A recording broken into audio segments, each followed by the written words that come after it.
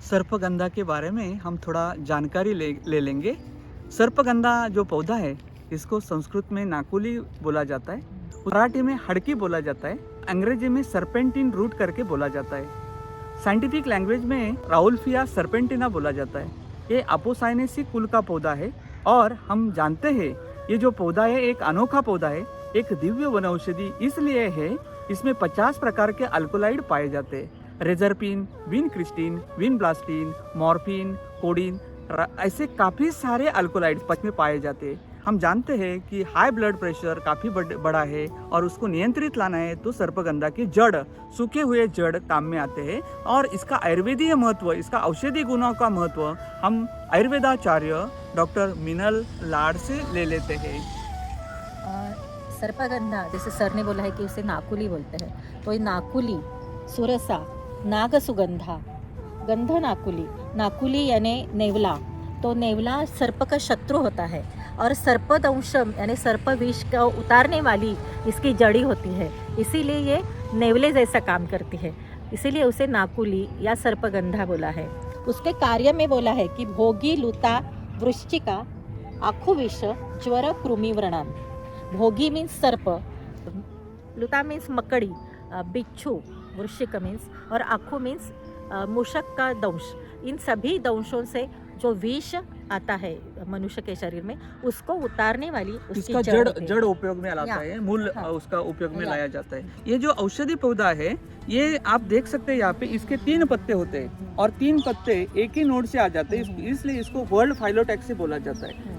इसके पत्ते तोड़ने के बाद दूध आ जाता है। ये अपोसाइनेसी कुल का एक कैरेक्टर है। इसके जो फूल है वो हम देख रहे हैं यहाँ पे सफ़ेद कलर के होते हैं और उसका जो डंडा है वो लाल रंग का होता है, पिंकिश कलर का होता है। इसके जो फल है पहले हरे होते हैं, बाद में काले हो जाते हैं और काले फल से हमें बीज मिलता है।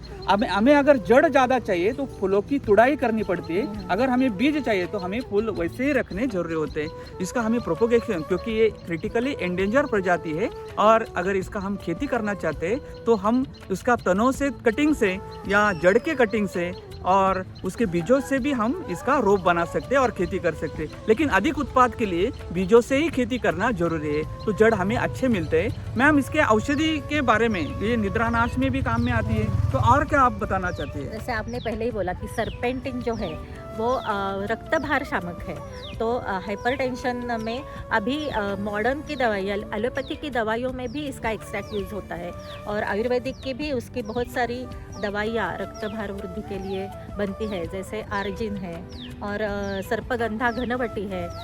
ऐसी दवाइयों से सिर्फ रक्तभार शमन ही नहीं होता, तो स्ट्रेस का यानी तनाव का भी शमन होता है और निद्रा भी बहुत अच्छी होती है। उच्च रक्तचाप हो, तान तनाव हो और हम चाहते हैं कि हम एंटीडोट करके, स्नेक हो या बिच्छू हो, इसके लिए भी ये पौधा बहुत ही काम का पौधा है और इसका हमें जानकारी लेना जरूरी है। इसका खेती, क्योंकि इसकी मांग काफ़ी बड़ी है, काफ़ी इंडस्ट्री इसके मॉलिक्यूल्स निकालनी चाहती है, एक्सट्रैक्ट के लिए इसकी मांग बड़ी है, इसका खेती होना जरूरी है। और एक क्रिटिकली एंडेंजर्ड, एक रेयर हुआ पौधा, उसका संवर्धन करे, उसका खेती करे। आप मैम इसके बारे में जो बाकी हमारी चिकित्सा पद्धति है, मॉडर्न सिस्टम ऑफ मेडिसिन, उसमें भी या बाकी हमारे जो कंपनियां हैं वो इसका औषधि बनाते हैं, तो उसके बारे में क्या आप बोले? तो हिमालय की यानी इसकी जड़ से सिंगल ड्रग थेरेपी भी बनती है, तो एक दवाई ऐसे निकाली है जो सर्पेंटिन ही नाम से जानी जाती है।